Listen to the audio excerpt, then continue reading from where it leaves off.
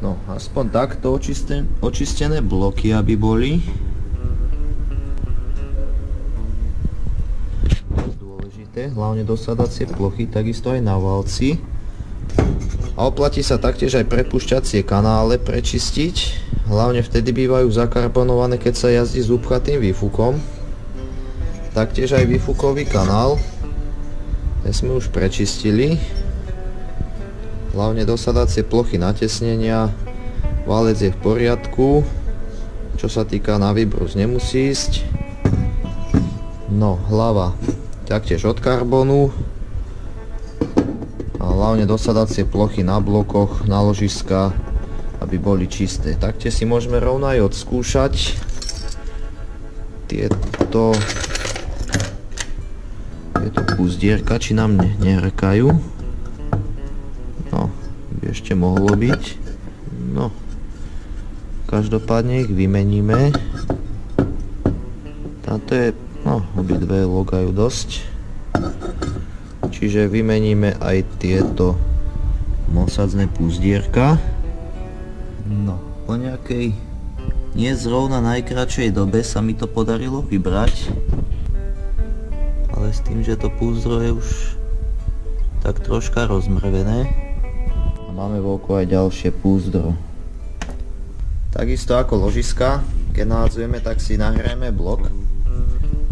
Samozrejme zo strany tam, kde ide to púzdro. A púzdro musí byť studené. Nakoľko tu v noci bolo tak 0 stupňov. Dnes tu už máme príjemných takých 4 stupne.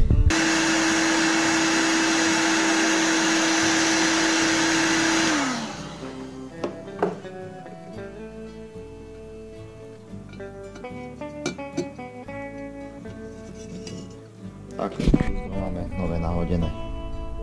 Vopred nachystané tiež studené ložiska. Po nahriatí ich tiež osadíme jednoducho, že ich tam len nasunieme.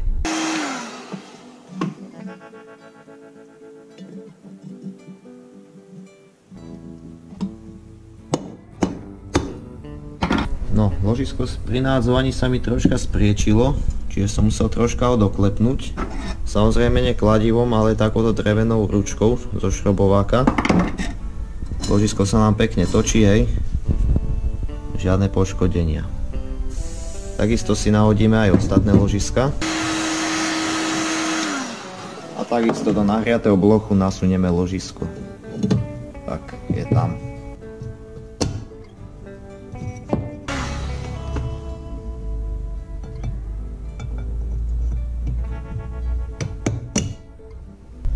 Osadíme si kľukovku, čiže nám zatiaľ stačí nahriať len toto jedno ložisko. Už aj teraz je dosť horúce, ale nedostatočne. Samozrejme nahrievame ich tak, aby neboli zasa moc prehriaté tie ložiska, aby nezmodreli. Osádzať budeme vlastne do tohto bloku. Čiže najprv si dáme gufero, potom si dáme túto vývodovú hriadelku a potom osádzame už vlastne voľnobežku a ostatné spôsobené kolesa.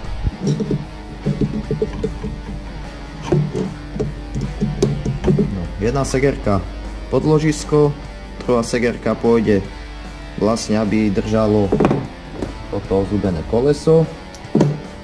Potom dáme podložku a potom dáme tieto dve ozubené kolesa.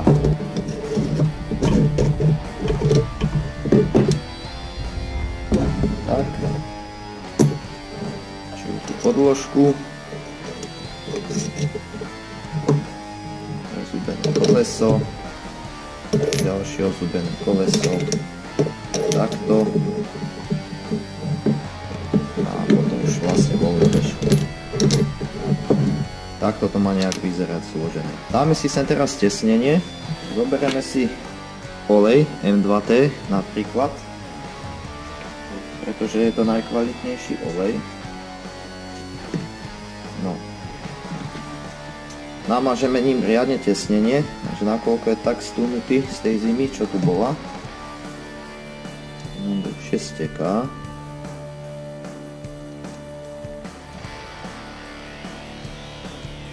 Máme namazané tesnenie, tak si ho tam rovno nahodíme.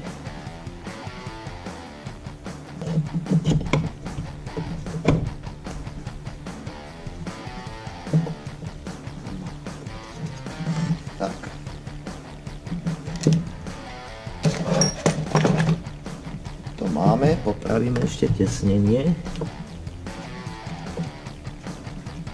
nahodení blokov nám tu ešte ostane fuga, niekedy to behne až úplne pekne a skontrolujeme si tesnenie. Vyzerá, že beží dobre po celej dĺžke. Dobre. Ďalej si sem dáme šroby a pomaly z kríža budeme doťahovať, tým pádom sa nám blok už úplne spojí. Takto nejako by mal vyzerať spolený motor.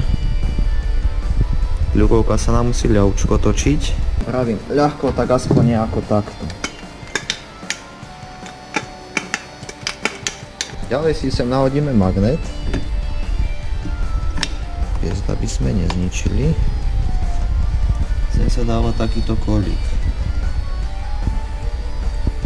Tu máme tiež na ten kajlík drážku.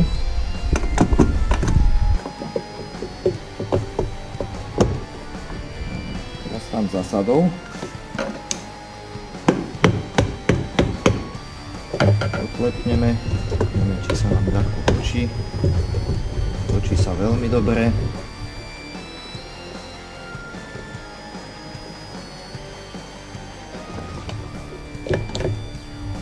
Dobre.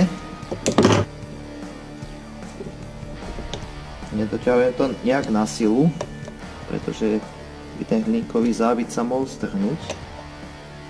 Len koľko mi ide. Môžeme si ďalej zložiť spojky. Všade máme vymenené gufera. Ako prvé si sem dám tento dvojkový bubon, alebo teda radiaci. Tak, aby zapadol do tej drážky. Tak, teraz. Ďalej si sa môžeme dať tento remeň, ale dáme ho až vlastne s týmto. Tu sa nám nachádza takáto podložka. A taktiež sa nám tu nachádzajú dve ihlové ložiska. Tam súčasne dáme takto s remeňom.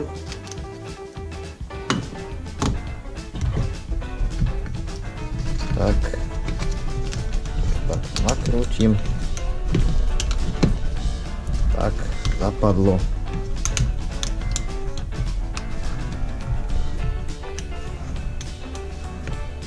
Tak, máme dosadnuté.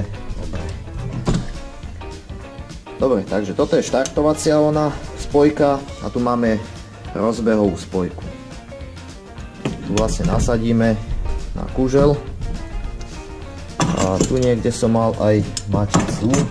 Nájdeme ju aj kľudne neskôr. Ďalej si sa môžeme dať, mohli sme si aj predtým, ak sme tento bubon dali. Každopádne si sem dáme takto čeluste radiace. Nám takto krásne zapadnú. No. Tento unášač. Dobre. Dotlačíme. Tam sú dve tesniace krúžky, no ako gufera, okružky. A taktiež jedna vymedzovacia podložka. Dobre. Dotlačíme. Musí nám sem pekne zapadnúť. Dobre, teraz zapadla. A tu sa nám nachádza takáto podložka, ktorú prišrobujeme maticou, keď ju nájdeme. Nejaké matice som našiel. Teda aspoň túto jednu sem, nie je to originál, ale závit je rovnaký. Čiže ničomu to prekážať nebude. A toto je originál, tá ide sem s týmto zapustením dole. Zoberieme si 17 kľúč a jednoducho to pritiahneme riadne. Ako takmer poslednú vec, čo si spravíme na tomto motore, predtým ako ho nahodíme valec. Krúžky mám už vymenené, kungel nové. Dáme si sem tesnenie, ktoré taktiež namažeme M2T. Je to v podstate jedno, akým olejom aj vazelínou. Vazelínou by to bolo ešte lepšie. Nakoľko tu máme tak trocha nedostatok, tak použijeme M2T. Keby tu mám obyčajné klietkové ojničné ložisko horné, tak si piestík pekne zhodím, dám si ho do valca a vo valci by som mu už potom pekne naspäť našroboval. Lenže keďže tu mám ihličky, tak je jednoduchšie mať piesť už na ojnici a potom dať valec.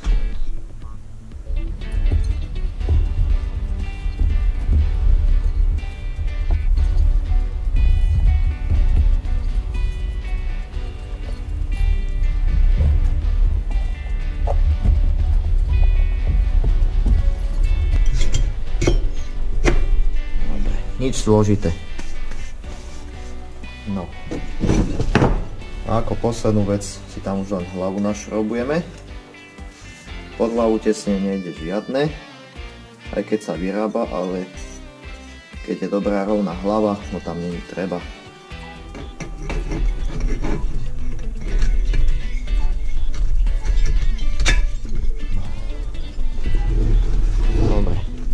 Na hlave máme 4 štifty, čiže 4 matice a 4 podložky tam idú. Zašrobujeme, nahodíme a hotovo. No, babeta zložená.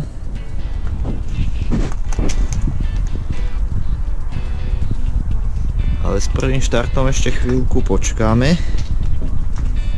Nakoľko dojde čo chvíľa majiteľ. Prišiel majiteľ babety. No poď si to naštartovať. Ešte som ju neštartoval, je to úplná premiéra. Nie, som ju zasunul. Bola predtým. Hej? Hej. Pridaj.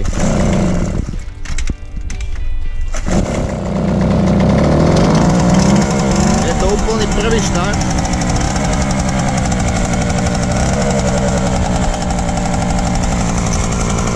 Koleso. To je voľnobek, by mohol byť, poď sa previesť, ak to ide.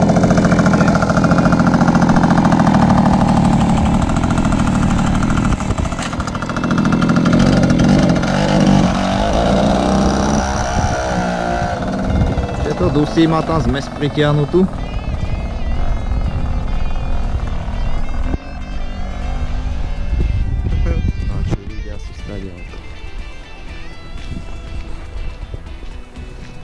Mierna oprava a úprava zdvihu Felície. Úpravy nie opravy.